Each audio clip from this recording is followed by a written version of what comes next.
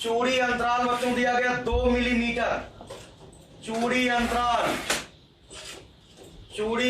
कितना दिया गया? 2 मिलीमीटर। 2 मिलीमीटर। अब देखो, आप लोगों को पता है कि 1 सेंटीमीटर में 10 मिलीमीटर होता है। 1 सेंटीमीटर में 10 मिलीमीटर होता है। ठीक है, इसलिए 1 मिलीमीटर में 1/10 सेंटीमीटर होगा। 1/10 सेंटीमीटर होगा। तो मिलीमीटर को सेंटीमीटर में बदलने के लिए 10 से भाग देते हैं। मिलीमीटर को सेंटीमीटर में बदलने के लिए 10 से भाग देते हैं।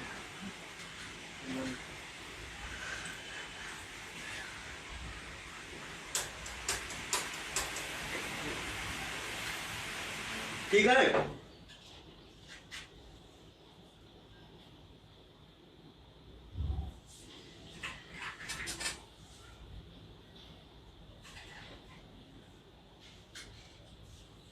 ठीक है।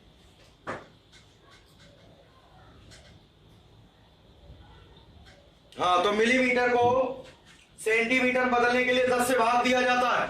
चूड़ी अंतराल 2 मिलीमीटर है तो 2/10 सेंटीमीटर, 2/10 सेंटीमीटर हो जाएगा। ये 0.2 सेंटीमीटर हो जाएगा। ये चूड़ी अंतराल है ना। गोल पैमाने पर भागों की संख्या कितनी है? 100। तो पेच मापी मतलब स्क्रू गेज है ना। पेच मापी मतलब स्क्रू गेज। तो स्क्रू गेज का जो अल्पतमांक होता है, स्क्रू गेज का अल्पतमांक, स्क्रू गेज का अल्पतमांक, जो स्क्रू गेज का अल्पतमांक होता है वो क्या होता है? चूड़ी अंतराल। सूत्र होता है चूड़ी अंतराल। नोट कर लो, चूड़ी अंतराल बटे गोल पैमाने पर भागों की संख्या। गोल पैमाने पर भागों की संख्या, गोल पैमाने पर भागों की संख्या।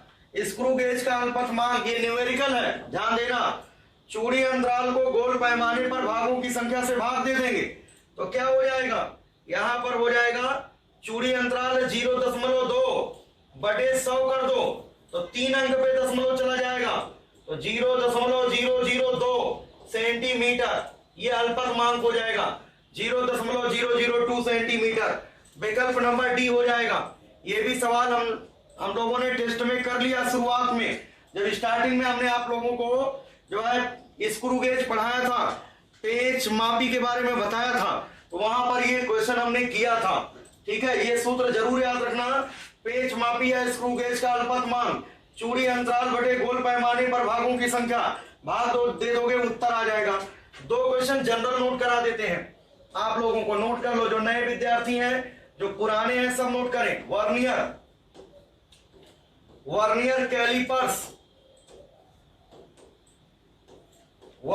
कैलिपर्स का अल्पतमांक, वर्नियर कैलिपर्स का अल्पतमांक कितना होता है? 0.01 सेंटीमीटर होता है। 0.01 सेंटीमीटर होता है। और स्क्रू गेज या पेच मापी का, स्क्रू गेज या पेच मापी का अल्पतमांक, पेच मापी का अल्पतमांक, पेच मापी का अल्पतमांक, स्क्रू गेज या पेच मापी का अल्पतमांक 0.001 सेंटीमीटर होता है। 0.001 सेंटीमीटर होता है। ठीक है, इतनी बात सबको समझ में आ गया होगा। ये दोनों क्वेश्चन और नोट कर लो। वर्नियर कैलिपर्स का अल्पतमांक 0.01 सेंटीमीटर, स्क्रू गेज या पेच मापी का अल्पतमांक 0.001 सेंटीमीटर होता है। एक और क्वेश्चन, माइक्रोमीटर के अंतर्गत कौन आता है? माइक्रोमीटर के अंतर्गत कौन कौन सी युक्तियां आती हैं? माइक्रोमीटर में स्क्रू गेज आता है, स्क्रू गेज आएगा यानी पेच मापी, और ये गोलाई मापी। ठीक है, स्पेरोमीटर, गोलाई मापी और स्क्रू गेज दोनों जो है सूक्ष्म मापी। माइक्रोमीटर का मतलब सूक्ष्म मापी कहलाते हैं। दोनों को सूक्ष्ममापी कहते हैं, दोनों को सूक्ष्ममापी माइक्रोमीटर। ये भी क्वेश्चंस नोट कर ले साथ साथ, ये भी क्वेश्चंस जो है नोट कर ले, सभी लोग नोट करते चले। कंप्लीट डिस्कशन का मतलब कंप्लीट डिस्कशन होना चाहिए, ठीक है। जितनी भी चीजें बताई जाए सारे के सारे पॉइंट्स आपके कॉपी में नोट होना चाहिए, ठीक है। ये तो एक न्यूमेरिकल हमने दिया था खैर, और ये जनरल क्वेश्चन आपको रटा होना चाहिए कि वर्नियर कैलिपर्स का अल्पतमांक कितना होता है, स्क्रू गेज या पेच मापी का अल्पतमांक कितना होता है, माइक्रोमीटर या सूक्ष्ममापी के अंतर्गत कौन कौन आता है, स्क्रू गेज और गोलाई मापी, ठीक है। चलिए क्वेश्चन नंबर 5 देखते हैं। क्वेश्चन नंबर 5, सभी लोग क्वेश्चन नंबर 5 बताएं। क्वेश्चन नंबर 5 का आंसर बताएंगे सभी विद्यार्थी, क्वेश्चन नंबर 5 का आंसर दें, ठीक है। 5 नंबर क्वेश्चन देखना है, यहां पर देखना, एक पत्थर किसी मीनार की चोटी से गिराया जाता है। पृथ्वी पर पहुंचने से पहले वह अंतिम सेकंड में 45 मीटर की दूरी तय करता है। आपकी किताब में 4.5 मीटर दिया गया, जो कि गलत है। यहां पर हमने करेक्शन करके दिया आप लोगों को एग्जाम में जो पेपर हमने दिया है, जो आप किताब के पीछे देखेंगे 4.5 मीटर दिया है। 4.5 करने पर कोई उत्तर नहीं आएगा, इसलिए यहां पर 45 मीटर करना होगा। वैसे भी बच्चों यहां पर देखो 125 मीटर, 100 मीटर, 150 मीटर, 200 मीटर है, 4.5 का सवाल नहीं है। ये 45 मीटर की दूरी तय करता है। मीनार की ऊंचाई क्या होगी? जी का मान दिया गया है, जी का मान दिया गया है, ठीक है। अगर किसी वस्तु को किसी ऊंचाई से छोड़ा जाए, अगर किसी वस्तु को किसी ऊंचाई से छोड़ा जाए, मुक्त रूप से गिरती हुई वस्तु के लिए प्रारंभिक वेग 0 होता है। पहला पॉइंट ये लिख लो, मुक्त रूप से गिरती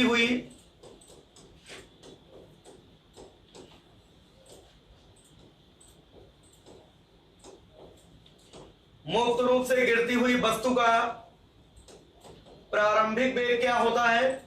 प्रारंभिक वेग होता है 0।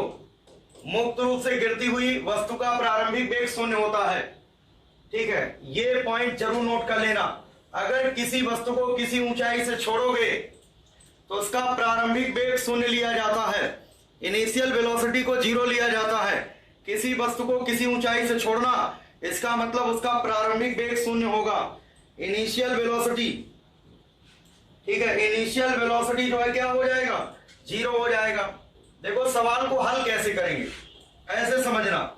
जैसे मान लो किसी वस्तु को यहां से छोड़ा जाए और ये मान लो h ऊंचाई, मीनार की चोटी है, मीनार की ऊंचाई मान लो h है ना। इसको यहां तक आने में कितना समय लगता है? किसी वस्तु को h ऊंचाई से छोड़ते हैं तो धरातल तक पहुंचने में कितना समय लगता है? t बराबर √2h/g, t बराबर √2h/g। यदि किसी वस्तु को मीनार की चोटी से छोड़ेंगे, यदि किसी वस्तु को मीनार की चोटी से छोड़ देंगे तो उसे धरातल तक, ग्राउंड तक पहुंचने में कितना समय लगेगा? t बराबर √2h/g, ठीक है। दोनों पक्षों का वर्ग कर दो पहले, तो वर्ग करोगे तो ये हो जाएगा t², यहां अंडर रूट हट जाएगा, 2h/g हो जाएगा, तिरछा गुणा कर दो तो g इंटू t² बराबर हो जाएगा 2h, h बराबर कितना हो जाएगा?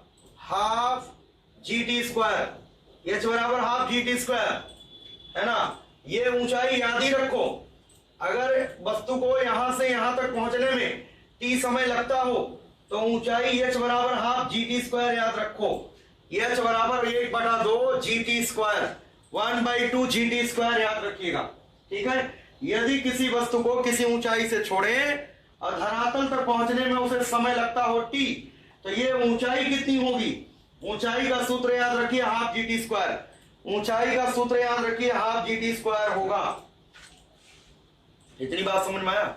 यदि किसी वस्तु को h ऊंचाई से छोड़े और धरातल तक, ग्राउंड तक पहुंचने में उसे t समय लगता हो तो वो ऊंचाई h बराबर होता है 1/2 gt², 1/2 gt² होता है। मतलब यहां से यहां तक आने में t समय लगता है और h बराबर हाफ gt² याद रखना। अब कह रहा है पृथ्वी पर पहुंचने से पहले वह अंतिम सेकंड में, अंतिम सेकंड का मतलब जैसे मान लो यहां से यहां तक आने में 10 सेकंड लगाओ तो 10वें सेकंड में, अगर यहां से यहां तक 8 सेकंड लगाओ तो 8वें सेकंड में, अगर यहां से यहां तक 5 सेकंड लगाओ समय तो 5वें सेकंड में, है ना। तो यहां से यहां तक आने में समय कितना लगा, टी। यहां से यहां तक आने में कितना समय लगा, टी। तो टीवें सेकंड में चली गई दूरी, कितने सेकंड में, टीवें सेकंड में। ठीक है, टीवें सेकंड में चली गई दूरी का सूत्र लगाइए। टीवें सेकंड में चली गई दूरी यस बराबर होता है u plus A by two, you plus A by two, और ये क्या हो जाएगा 2t माइनस 1, 2t माइनस 1 हो जाएगा। अच्छा, दूरी का मान दिया गया है, प्रारंभिक वेग जानते हो 0 लिया जाता है, ये तो टीवें सेकंड में कह रहा, अंतिम सेकंड में, अंतिम सेकंड मतलब वही टीमा सेकंड, अंतिम सेकंड का मतलब टीमा सेकंड। यस बराबर यहां पर 45, यस बराबर 45 रख दो, u का मान बच्चों 0, प्रारंभिक वेग क्या होगा 0 हो जाएगा, है ना, 0 हो गया। यहां एक ही जगह गुरुत्वीय त्वरण रखेंगे, एक ही जगह त्वरण तो रखेंगे, लेकिन कौन सा त्वरण, गुरुत्वीय त्वरण, क्योंकि गुरुत्वीय त्वरण काम करता है, चाहे वस्तु ऊपर से नीचे आए चाहे नीचे से ऊपर जाए, त्वरण की जगह गुरुत्वीय त्वरण। यहां पर 10 रख दो, है ना, जी रख दो, 10 मीटर प्रति सेकंड स्क्वायर, 10/2 कितना हो जाएगा 5, 10/2 5 हो जाएगा, और 2t माइनस 1, 2t माइनस 1 हो जाएगा, 5 1 5, 5 9 45, तो 9 बराबर हो जाएगा 2t माइनस 1, 2t माइनस 1। ये जो है यहां ले आओ, 9 1 10, 10 बराबर 2t, 10 बराबर 2t, 2 से कैंसिल हो जाएगा, t बराबर 5 सेकंड। इसका मतलब टोटल समय कितना लगेगा, यहां से यहां तक आने में कितना समय लगेगा 5 सेकंड। इसका मतलब 5वें सेकंड में वो 45 मीटर की दूरी तय किया है, 5वें सेकंड में कितनी दूरी तय किया है 45 मीटर की दूरी। टोटल समय कितना लगा है 5 सेकंड। अब 5 सेकंड, टी का मान 5 सेकंड पता चल गया। यहां पर देखो हमें ऊंचाई मीनार की बतानी है, तो हाफ, और यहां पर जी का मान क्या रखोगे 10, और टी स्क्वायर, टी स्क्वायर का मतलब 5 का स्क्वायर 25 हो जाएगा, 2 1 2 2 5 10, 25 गुणे 5 कितना हो जाएगा 125 मीटर, कितना हो जाएगा 125 मीटर। ऑप्शन नंबर कौन सा हो जाएगा सेकंड, 125 मीटर आंसर आएगा, 125 मीटर उत्तर आएगा इसका 125। ठीक है, 125 मीटर, 125 काफी लोगों का बिल्कुल सही है। एक बार हम फिर से बता दे रहे हैं, एक बार पुनः बता दे रहे हैं। पहली बात देखो, ये मान लो मीनार है, मीनार की ऊंचाई मान लो h है, मीनार की ऊंचाई मान लो h है। किसी वस्तु को यहां से छोड़ा जाता है तो प्रारंभिक वेग 0, यहां से यहां तक आने में अगर t समय लगता है तो ये ऊंचाई h का सूत्र याद रखिए, h बराबर हाफ gt स्क्वायर होता है, हाफ gt स्क्वायर होता है। अब t समय लगता है यहां से यहां तक, कह रहा पहुंचने से, पृथ्वी पर पहुंचने से पहले वह अंतिम सेकंड में, अंतिम सेकंड मतलब टीवें सेकंड में, टीवा सेकंड, पीवा सेकंड, दूसरा सेकंड, चौथा सेकंड, 7वां सेकंड, 8वां सेकंड। तो हमने क्या फार्मूला बताया था लगाने के लिए, यस बराबर होता है u plus A by two, 2t minus 1, ये फार्मूला लगाना है ना। अब देखो टीवें सेकंड में पूरा समय लगता है t, तो टीवें सेकंड में कितनी दूरी तय करता है, s बराबर 45, प्रारंभिक वेग कितना है 0, त्वरण की जगह हमने कहा था गुरुत्वीय त्वरण रखो 10, 10/2 कितना आएगा 5, और ये कितना होगा 2t माइनस 1, 5 1 5, 5 9 45, तो 9 बराबर हो जाएगा 2t माइनस 1 होगा। इस माइनस 1 को इधर ले आओ, 10 हो जाएगा, 10 बराबर 2t हो जाएगा, 2 से काटोगे 5, तो t बराबर कितना 5 सेकंड। इसका मतलब 5 सेकंड का समय लगेगा यहां से यहां तक आने में 5 सेकंड, और 5वें सेकंड में वो कितनी दूरी तय किया 45 मीटर। अब हमको जो है मीनार की ऊंचाई बतानी है, h बराबर हो जाएगा हाफ, और g का मान 10 रख दो, टी स्क्वायर का मतलब 5 का स्क्वायर 25 हो जाएगा, 2 पंचे 10, 25 पंचे 125 मीटर, 125 मीटर मीनार की ऊंचाई होगी। ठीक है, यहां तक सबको क्लियर है। ये सॉल्यूशन नोट कर लो सभी लोग, सॉल्यूशन नोट कर लें, सारे विद्यार्थी सॉल्यूशन को नोट करें। और हमने कॉन्सेप्ट भी बता दिया भाई, यहां से छोड़ा गया ये ऊंचाई से, पता नहीं कितना समय लगता, मान लो t समय लगता है, तो टी समय लगेगा तो कितनी ऊंचाई होगी, हाफ टी टी स्क्वायर। और सवाल में दे दिया गया कि अंतिम सेकंड में मतलब टीवें सेकंड में, अंतिम सेकंड मतलब लास्ट वाला सेकंड, तो अंतिम सेकंड में टीवें सेकंड में चली गई दूरी का सूत्र लगा दो। और वो दूरी दिया गया है किताब में आपके गलत दिया गया 4.5, 45 होगा, उसको करेक्शन कर लेना, ठीक है। तो 45 हो जाएगा, यहाँ पर रख दो वैल्यू, तो टी का मान पता चलेगा कितना समय लगा। अब उसी में रख दो h बराबर हाफ टी टी स्क्वायर में।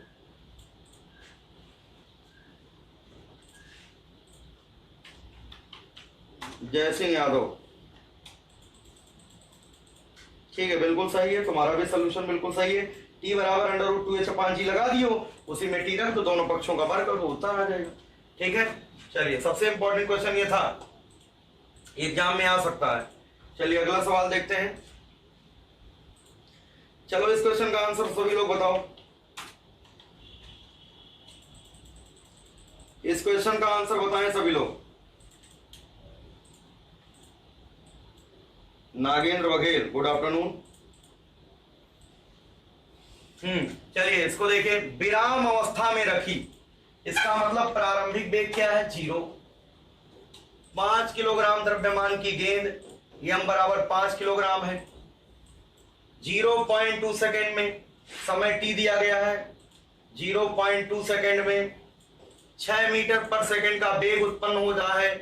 इसका मतलब अंतिम वेग दिया गया है, अंतिम वेग दिया गया 6 मीटर प्रति सेकेंड, ठीक है। अब बल बताना है कि बल कितना होगा, तो बल का सूत्र क्या होता है, द्रव्यमान गुणे त्वरण, जानते हो। यह बराबर क्या होता है, द्रव्यमान गुणे त्वरण होता है। द्रव्यमान आपको पता है, त्वरण निकालना है। त्वरण किसे कहते हैं, वेग परिवर्तन की दर को त्वरण कहते हैं, पता है ना, वेग परिवर्तन की दर को त्वरण कहते हैं, कल ही बताया था। ए बराबर होता है v माइनस u/t हो जाएगा। अंतिम वेग बताओ कितना हो गया, 6। प्रारंभिक वेग कितना था, 0। टी का मान कितना है, 0.2 हो जाएगा। तो ए बराबर कितना हो जाएगा, 6/0.2। पॉइंट हटाओगे ऊपर जाएगा 10, 2 1 के 2, 2 पंचे 10, 6 पंचे 30 हो जाएगा, है ना। 30 मीटर प्रति सेकंड स्क्वायर का त्वरण आएगा, 30 मीटर प्रति सेकंड स्क्वायर का त्वरण आएगा। यह बराबर हमें कितना दिया गया है, 0.5 किलोग्राम। मास दिया गया 0.5, ये 0.5 है, 0.5। अब यह बराबर क्या होता है, ma होता है। तो 0.5 को a से गुणा कर दो 30 से, है ना। पॉइंट हटाओ, नीचे 10 जाएगा, 10 तिया 30 हो जाएगा, 5 तिया 15 न्यूटन का बल लगेगा। कितने न्यूटन का, 15 न्यूटन का बल लगेगा, ठीक है, very good. Navneet Shukla, very good. ऐसे समझना, कॉन्सेप्ट ये है कि विराम अवस्था मतलब प्रारंभिक वेग 0, द्रव्यमान 0.5 किलोग्राम दिया गया है, 0.2 सेकेंड में टाइम दिया गया, 0.2 सेकेंड में 6 मीटर प्रति सेकेंड का वेग आ जाता है, अंतिम वेग आ गया। तो बल हमको बताना है, F बराबर ma होता है, बल का सूत्र होता है F बराबर ma। तो m तो पता है, a पता करना है। a बराबर त्वरण बराबर वेग परिवर्तन की दर को त्वरण कहते हैं। त्वरण एक सदिश राशि है, त्वरण का मात्रक मीटर प्रति सेकंड स्क्वायर होता है। विमा सूत्र LT-2 होता है ना। तो त्वरण a बराबर v माइनस u/t कर दो, v माइनस u/t करने के बाद त्वरण आ गया। बल बराबर द्रव्यमान गुणे त्वरण कर दो, उत्तर आ जाएगा। बल बराबर द्रव्यमान गुणे त्वरण, m का मान 0.5 है, ठीक है। इतनी बात समझ में आ गया होगा सबको, ये इंपॉर्टेंट न्यूमेरिकल रहा। जब भी यहां पर बल बताना है तो समझ जाना, बल बराबर द्रव्यमान गुणे त्वरण ही लगेगा। द्रव्यमान तो सवाल में दिया ही गया है, त्वरण निकालना ही पड़ेगा, a बराबर v माइनस u/t से। अंतिम वेग ये दिया गया है, प्रारंभिक वेग विराम में है तो प्रारंभिक वेग 0 हो जाएगा। त्वरण निकाल लो, f बराबर ma कर दो, f बराबर ma, ठीक है। समझ में आ गया सभी को। चलिए क्वेश्चन नंबर 7 देखते हैं। क्वेश्चन नंबर 7 देखिए सभी लोग, 7वां, घड़ी की सेकंड वाली सुई का कोणीय वेग बताना है। कल हमने आप लोगों को बताया था, अगर याद हो, देखो कोणीय वेग ओमेगा बराबर होता है 2 पाई अपान आवर्तकाल होता है, या ओमेगा बराबर होता है 2 पाई n, 2 पाई गुणे n भी होता है, और 2 पाई अपान t भी होता है। घड़ी के देखो, घड़ी की जो सुइयां हैं, जैसे मान लो ये घड़ी है, ठीक है, घड़ी की एक सुई छोटी होती है, एक उससे बड़ी होती है, और एक सबसे बड़ी होती है। सबको पता है ये घड़ी की 3 सुइयां हैं, एक छोटी है सबसे, फिर एक उससे बड़ी है और एक सबसे बड़ी है। एक छोटी है सबसे, एक उससे बड़ी है और एक सबसे बड़ी है। ये घड़ी की सुइयां हैं। तो घड़ी की जो ये घंटे वाली सुई है, इसको कहते हैं घंटे वाली सुई, इसको कहते हैं मिनट वाली सुई, इसको कहते हैं सेकंड वाली सुई। तो 3 क्वेश्चन हम नोट कराते हैं, कॉपी में नोट कर लो सभी लोग। घड़ी के घंटे वाली सुई का आवर्तकाल, घंटे वाली सुई का आवर्तकाल, जो घंटे वाली सुई है वो एक चक्कर 12 घंटे में पूरा करती है। जो सबसे छोटी वाली सुई है वो एक चक्कर पूरा करेगी, ठीक है, तो कितने समय लेगी? 12 घंटे। तो आवर्तकाल होता 12 घंटे। घड़ी के घंटे वाली सुई का आवर्तकाल होता है 12 घंटे। और मिनट वाली सुई का, घड़ी के मिनट वाली सुई का आवर्तकाल, मिनट वाली सुई का आवर्तकाल होता है 1 घंटे। 1 घंटे होता है, क्योंकि जो मिनट वाली सुई है 1 घंटे में एक चक्कर पूरा करती है। जो मिनट वाली सुई है 60 मिनट यानी 1 घंटे में एक चक्कर पूरा करती है। जो घंटे वाली सुई है एक चक्कर पूरा करने में 12 घंटा समय लेती है, ठीक है। और घड़ी के सेकंड वाली सुई का आवर्तकाल, घड़ी के सेकंड वाली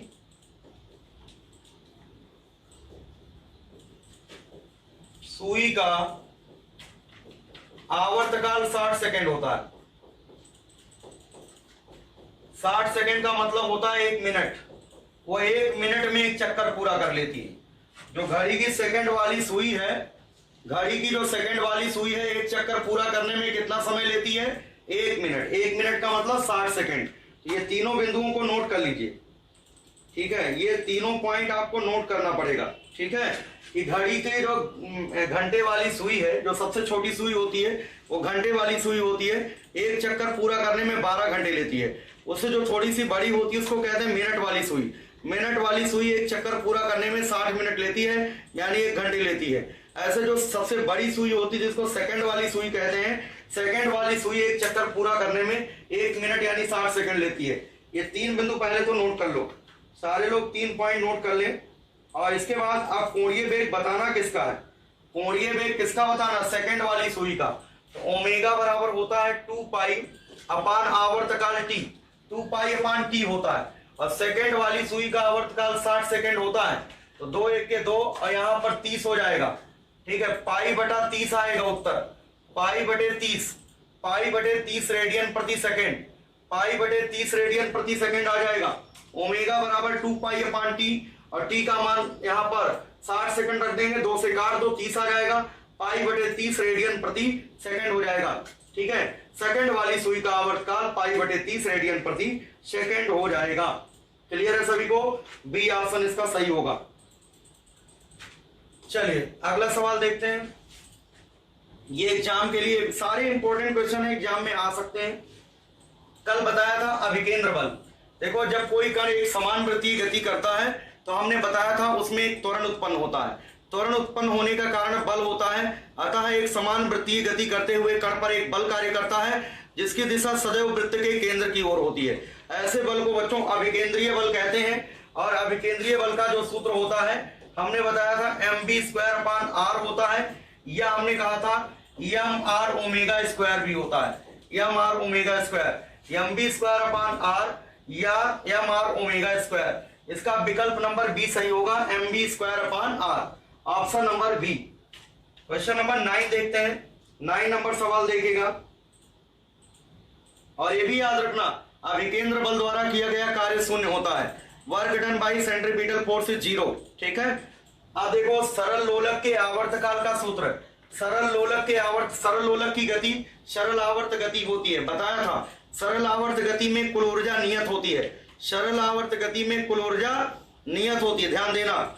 तो यहाँ पर सरल लोलक के आवर्तकाल का सूत्र जो होता है T बराबर 2 पाई √L/g होता है। सरल लोलक का आवर्तकाल 2 बातों पर निर्भर करता है, डोरी की प्रभावी लंबाई पर और जो है गुरुत्वीय त्वरण पर, ठीक है। तो सरल लोलक का आवर्तकाल प्रभावी लंबाई के वर्गमूल के समानुपाती है, गुरुत्वीय त्वरण के वर्गमूल के व्युत्क्रमानुपाती है। जब सरल लोलक के आवर्तकाल और लंबाई के बीच ग्राफ पूछा जाएगा तो पैराबोलिक परवलयाकार होगा, और टी स्क्वायर और एल के बीच ग्राफ पूछा जाएगा तो सरल रेखीय होगा। एक बार रिवाइज कर लेना सरल लोलक जो हमने पढ़ाया, ठीक है। चलिए next question number 10। Question number 10 देखते हैं। यहां पर पृथ्वी पर सेकंड लोलक का मतलब ऐसा लोलक जिसका आवर्तकाल 2 सेकंड होता है, उसे सेकंड लोलक कहते हैं। सेकंड लोलक का मतलब है जिसका आवर्तकाल 2 सेकंड। सेकंड लोलक का अर्धदोलन काल 1 सेकंड होता है। सेकंड लोलक के धागे की लंबाई जी के पदों में कल बताया था, एल बराबर होता है जी बटे पाई स्क्वायर। इसका मान आता है 99.3 सेंटीमीटर, या लगभग इसको हम कहते हैं 1 मीटर। तो कहने का मतलब है पृथ्वी के सतह पर सेकंड लोलक के धागे की लंबाई लगभग 1 मीटर होती है, लेकिन चंद्रमा पर सेकंड लोलक के धागे की लंबाई 1/6 मीटर होती है। यह रट जाना चाहिए, 1/6 मीटर होती है। यहाँ पर पृथ्वी पर सेकंड लोलक की लंबाई पूछा गया 99.3 सेंटीमीटर हो जाएगा, विकल्प number B, option number B हो जाएगा। इसके बाद है क्वेश्चन नंबर 11। क्वेश्चन नंबर 11 एक पॉइंट नोट करते चलना है। पृथ्वी का द्रव्यमान यहाँ पर m बोला गया है, निम्न में से किसके बराबर है, और स्मॉल जी और कैपिटल जी का टर्म दिख रहा है यहाँ पर। स्मॉल जी बराबर होता है कैपिटल जी EME अपान क्या होता है बच्चों, RE स्क्वायर। तिरछा गुणा कर दो जरा, G इंटू RE स्क्वायर बराबर हो जाएगा कैपिटल GME, और ME यही लिखा रहने दो, ME यही लिखा रहने दो। ये GRE स्क्वायर तो रहेगा ही रहेगा, ये कैपिटल G इसके नीचे कर दो। ME बराबर small G into RE square upon capital G, ये हो जाएगा ये पृथ्वी का द्रव्यमान GRE square upon capital G, small G into R square, G into R square upon capital G, विकल्प नंबर डी, ठीक है, विकल्प नंबर डी हो जाएगा इसका। चलिए क्वेश्चन नंबर 12 देखते हैं। 12 नंबर सवाल देखिए, पृथ्वी की सतह पर गुरुत्वीय त्वरण जी का मान कितना होता है। स्मॉल जी बराबर होता है कैपिटल GME अपान RE स्क्वायर, है ना, GME अपान RE स्क्वायर, विकल्प नंबर ए हो जाएगा। पृथ्वी के सतह पर स्मॉल जी का मान सबसे ज्यादा होता है।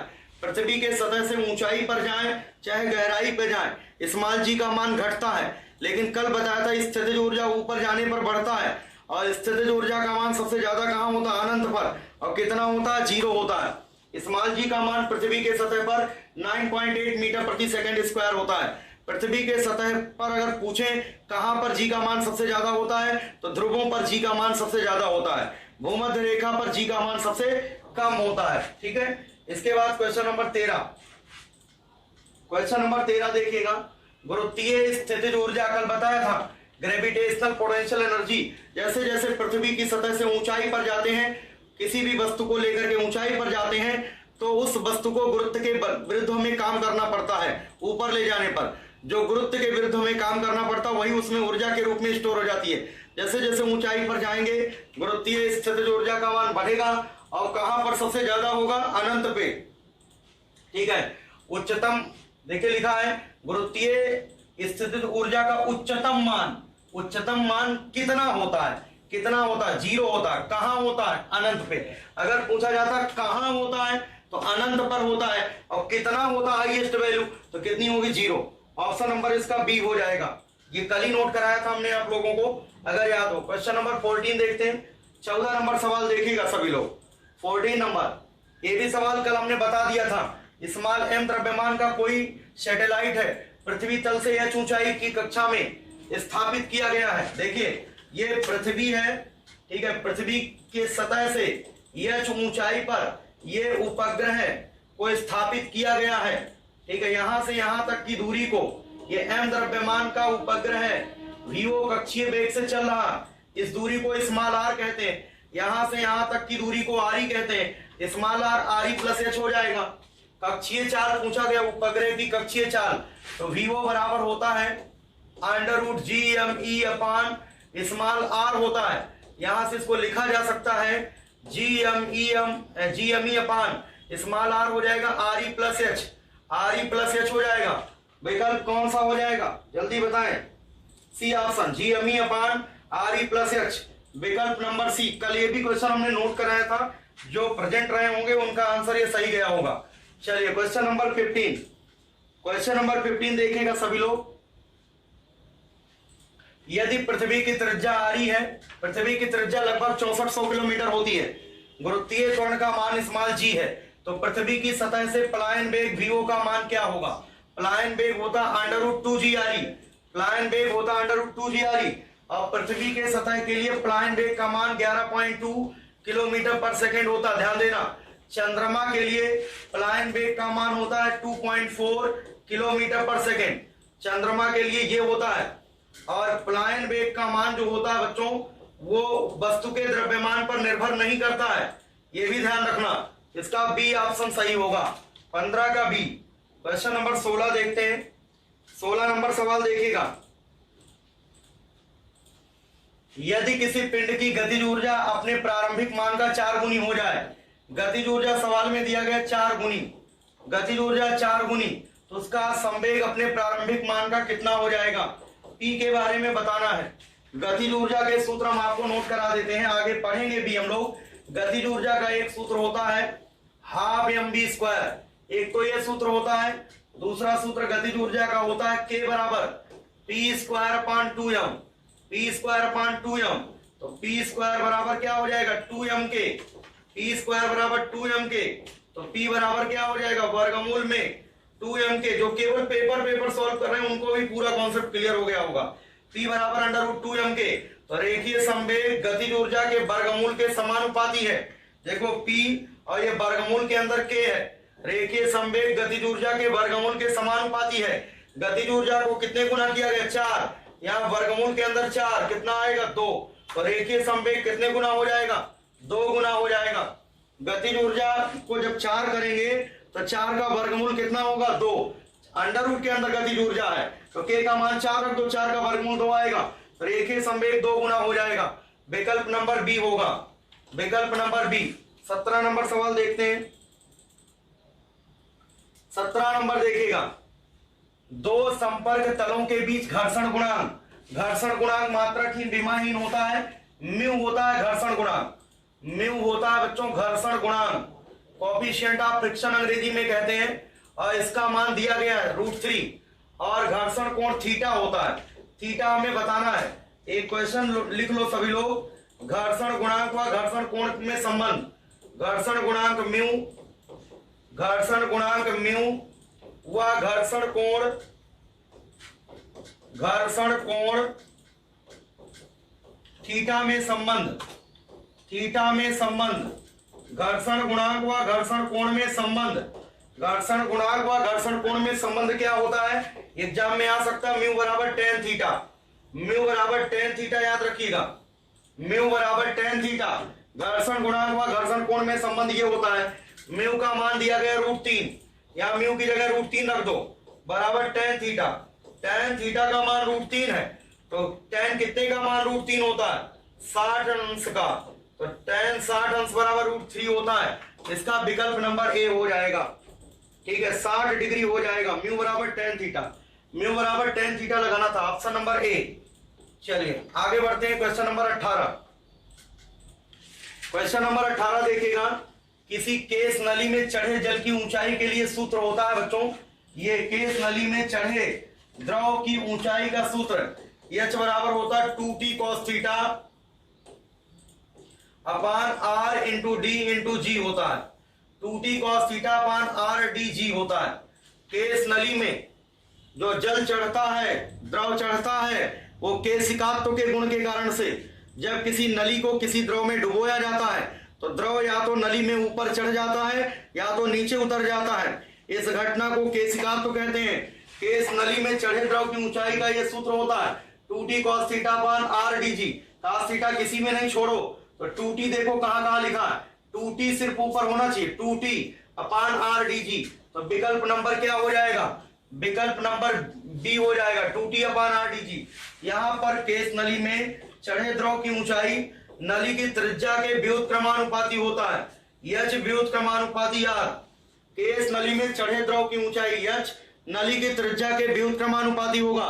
त्रिज्या कम होगी ऊंचाई ज्यादा, कम त्रिज्या होगी ज्यादा ऊंचाई तक द्रव चढ़ेगा, ज्यादा त्रिज्या होगी कम ऊंचाई तक चढ़ेगा। ध्यान देना, h व्युत्क्रमानुपाती r।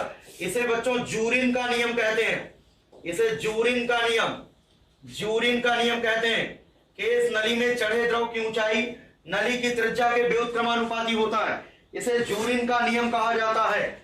इसके बाद क्वेश्चन नंबर 19 देखते हैं। 19 नंबर देखिए, ताप बढ़ने पर द्रव का पृष्ठ तनाव घट जाता है, कई बार बता चुके हैं, ठीक है। ताप बढ़ाने पर द्रव का पृष्ठ तनाव घट जाता है, ठीक है। क्रांतिक ताप पर, एक क्वेश्चन और लिख लो, क्रांतिक ताप पर द्रव का पृष्ठ तनाव, क्रांतिक ताप पर द्रव का पृष्ठ तनाव क्या हो जाता है? 0 हो जाता है। क्रांतिक ताप पर द्रव का पृष्ठ तनाव 0 हो जाता है। पृष्ठ तनाव का सूत्र नोट कर लो। पृष्ठ तनाव को कैपिटल टी से दर्शाते हैं। टी बराबर होता है F/L, टी बराबर F/L, बल बटे लंबाई होता है। मात्रक इसका न्यूटन प्रति मीटर, पृष्ठ तनाव का मात्रक न्यूटन प्रति मीटर या जूल प्रति मीटर स्क्वायर हो जाएगा। जूल प्रति मीटर स्क्वायर कहते हैं। बेमा इसकी नोट कर लो, पृष्ठ तनाव का Mt-2, बेमा होती है Mt-2। तो ताप बढ़ाने पर द्रव का पृष्ठ तनाव घटता है, क्रांतिक ताप पर द्रव का पृष्ठ तनाव 0 हो जाता है। पृष्ठ तनाव का सूत्र T बराबर F/L होता है, मात्रक न्यूटन पर मीटर या जूल प्रति मीटर स्क्वायर होता है, बेमा Mt-2 होती है। अगर इनमें से कोई सवाल पूछा जाए तो ये भी आपको आना चाहिए, पृष्ठ तनाव से संबंधित ये जो क्वेश्चन हमने बताया आपको, ठीक है। चलिए क्वेश्चन नंबर 20 देखते हैं। भिन्न भिन्न वस्तुओं के अणुओं के बीच लगने वाले बल को क्या कहते हैं? आसंजक बल कहते हैं। अलग अलग पदार्थों के अणुओं के बीच लगने वाला बल आसंजक बल कहलाता है, और समान पदार्थ के अणुओं के बीच लगने वाला बल ससंजक बल कहलाता है। जैसे पानी और पानी के अणुओं के बीच लगने वाला बल ससंजक बल होगा, मरकरी और मरकरी के अणुओं के बीच लगने वाला बल ससंजक बल होगा, मरकरी और कांच के अणुओं के बीच लगने वाला बल असंजक बल होगा, जल और कांच के अणुओं के बीच लगने वाला बल आसंजक बल होगा, ठीक है। चाहे ससंजक बल हो चाहे आसंजक बल हो, दोनों को अंतराण्विक बल कहते हैं, और दोनों बलों की प्रकृति जो होती है वो वैद्युत चुंबकीय होती है, इलेक्ट्रोमैग्नेटिक होती है। क्वेश्चन नंबर 21 देखते हैं, ठीक है। देखिए सेल्सियस और फारेनहाइट तापक्रम में संबंध, तो डिग्री सेल्सियस और डिग्री फारेनहाइट में क्या संबंध होता है? C/5 बराबर होता है F-32/9, ये याद रखिए। C/5 बराबर F-32/9, तिरछा गुणा कर दो, ये कितना हो जाएगा? 9C बराबर 5F माइनस 5 दूना 10, 5 या 15, 16, 160, 160 को इधर ले आओ, 160 बराबर कितना हो जाएगा? 5F minus 9C, 5F minus 9C, तिरछा गुणा कर दिया, 5F माइनस 9C बराबर 160, विकल्प नंबर बी हो जाएगा। 5F माइनस 9C बराबर 160 हो जाएगा। क्वेश्चन नंबर 22 देखिएगा, किस ताप पर फारेनहाइट और सेल्सियस पैमाने का पाठ्यांक समान होता है? सबको पता है कितना होगा? -40। -40 डिग्री सेंटीग्रेड पर फारेनहाइट और सेल्सियस डिग्री का क्या होता है? पाठ्यांक सेम रहता -40 पर। इसके बाद है क्वेश्चन नंबर 23, ठीक है। 23 है विकिरण, ठीक है। विकिरण द्वारा किसी वस्तु के ठंडे होने की दर, मतलब ये न्यूटन का शीतलन नियम पूछा गया। न्यूटन का शीतलन नियम है, ये जो स्टेटमेंट है ये न्यूटन का शीतलन नियम। किसी वस्तु के ठंडे होने की दर, वस्तु व वातावरण के बीच तापांतर के अनुक्रमानुपाती होता है। किसी वस्तु के ठंडे होने की दर वस्तु व वातावरण के बीच तापांतर के अनुक्रमानुपाती होता है, ठीक है। वस्तु के ताप के अनुक्रमानुपाती, वस्तु के आसपास के ताप के अनुक्रमानुपाती, वस्तु और आसपास के तापांतर के अनुक्रमानुपाती, विकल्प नंबर सी हो जाएगा, ठीक है। ठंडे होने की दर, इसे न्यूटन का शीतलन नियम कहते हैं, न्यूटन का शीतलन नियम कहा जाता है। क्वेश्चन नंबर 24 देखते हैं। क्वेश्चन नंबर 24 देखिएगा, कैलोरी प्रति किलोग्राम डिग्री सेंटीग्रेड। जैसे आप लोगों को पता है जितने ज्ञात ठोस और द्रव हैं उनमें जल की विशिष्ट उष्मा सबसे ज्यादा होती है, और जल की कितनी होती है? कैलोरी। अगर आपको याद हो ये वैल्यू, कैलोरी प्रति ग्राम डिग्री सेंटीग्रेड। तो कैलोरी दिख ही रहा, बस केवल ग्राम की जगह किलोग्राम है, डिग्री सेंटीग्रेड भी है। इसका मतलब कैलोरी प्रति ग्राम डिग्री सेंटीग्रेड के रूप में अगर कुछ होगा तो ये विशिष्ट उष्मा का मात्रक होगा। ऑप्शन नंबर 1, विशिष्ट उष्मा को विशिष्ट उष्मा धारिता भी कहते हैं, विशिष्ट उष्मा को विशिष्ट उष्मा धारिता भी कहते हैं। जितने भी ज्ञात ठोस और द्रव है सबसे ज्यादा विशिष्ट उष्मा किसकी होती है? जल की होती है। कितनी होती है? 1 कैलोरी प्रति ग्राम डिग्री सेंटीग्रेड। इसके बाद क्वेश्चन नंबर 25, क्वेश्चन नंबर 25 देखिएगा। नोट कर रहे हो कि नहीं तुम लोग? नोट हो रहा कि नहीं? नोट करते रहना, ठीक है। यहां पर 200 कैलोरी उष्मा, इसका मतलब बच्चों Q बराबर दिया गया है 200 कैलोरी। 200 कैलोरी उत्पन्न करने के लिए कितने कार्य की आवश्यकता होगी? W का मान हमें बताना है। तो कार्य व उष्मा में संबंध, कार्य व उष्मा में संबंध नोट कर लो। W बराबर JQ होता है, W बराबर JQ होता है कार्य और उष्मा में संबंध। J ना कोई भौतिक राशि है, J ना कोई भौतिक राशि है, J ना तो कोई भौतिक राशि है, ना ही कोई नियतांक है, ना कोई भौतिक राशि है, ना कोई नियतांक है। यह एक परिवर्तक गुणक है, यह एक परिवर्तक गुणक है, परिवर्तक गुणक। J ना तो कोई भौतिक राशि होती है, ना ही कोई नियतांक होता है। J ना कोई भौतिक राशि होती है, ना तो कोई नियतांक होता है। यह एक परिवर्तक गुणक है जो उष्मा को कार्य में बदलता है। और J का जो मान होता है, J का नाम है उष्मा का यांत्रिक तुल्यांक, J का नाम है उष्मा का यांत्रिक तुल्यांक। इसका मान होता है 4.18, ठीक है, जूल पर कैलोरी, जूल पर कैलोरी होता है। 4.18 जूल प्रति कैलोरी होता है। इतनी बातें नोट कर लो इसमें। J बराबर 4.18 जूल प्रति कैलोरी होता है। इतनी बात सबको समझ में आ गया। W बराबर JQ, Q का मान दिया गया है, W बताना है। J का मान 4.18, Q का मान 200, 2 जीरो से पॉइंट हट जाएगा, 2 अठे 16, ठीक है, और 2 1 के 2, 1 3, 2 चौका 836, 836 जूल आएगा। इसका होगा विकल्प नंबर बी, 836 होगा। W बराबर JQ, उष्मा दी गई है कैलोरी में, उसके समतुल्य कार्य बताना है।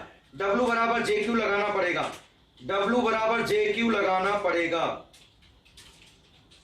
ठीक है। W बराबर JQ लगा दो, आंसर आ जाएगा। इसके बाद है अब केमिस्ट्री देखेंगे हम लोग। ये तो फिजिक्स का कंप्लीट हो गया 1 से लेके 25, अब 26 से लेके 50 तक हम लोग देखेंगे केमिस्ट्री का सेशन, ठीक है। चलिए जल्दी से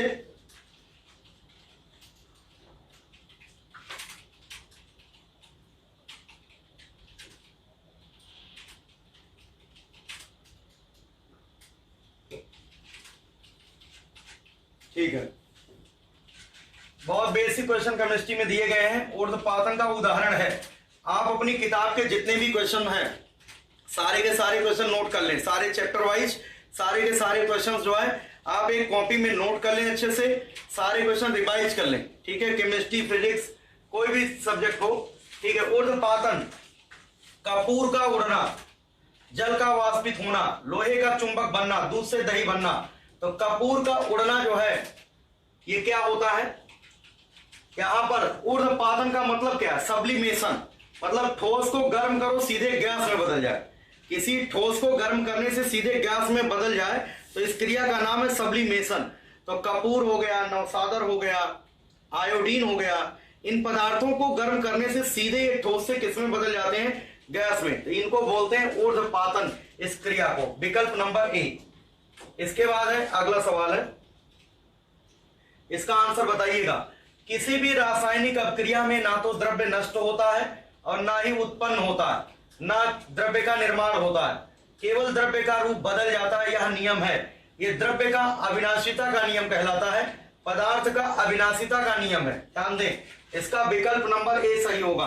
द्रव्य को ना तो उत्पन्न किया जा सकता है ना ही नष्ट किया जा सकता है, एक रूप से दूसरे रूप में बदला जा सकता है। इसे कहते हैं क्या? द्रव्य के अविनाशिता का नियम, ए। चलिए अगला सवाल, अमोनियम मूलक, बहुत आसान पेपर है इसका। अमोनियम मूलक का मतलब होता है NH4+। ये अमोनियम मूलक होता है, NH4+ होता है, ठीक है। ये क्षारीय मूलक होता है, इसको कहते हैं क्षारीय मूलक। किसी भी मूलक पर जितना आवेश होता है, चाहे वो प्लस का हो चाहे वो माइनस का हो, वही उसकी बैलेंसी यानी संयोजकता होती है। इस पर एक प्लस है, चाहे प्लस हो चाहे माइनस हो, मूलक पर वही उसकी बैलेंसी होती है। यहां पर इसकी संयोजकता 1 हो जाएगी, विकल्प नंबर ए। चलिए आगे देखते हैं नेक्स्ट क्वेश्चन। अगला सवाल देखिएगा, किसी ठोस तत्व के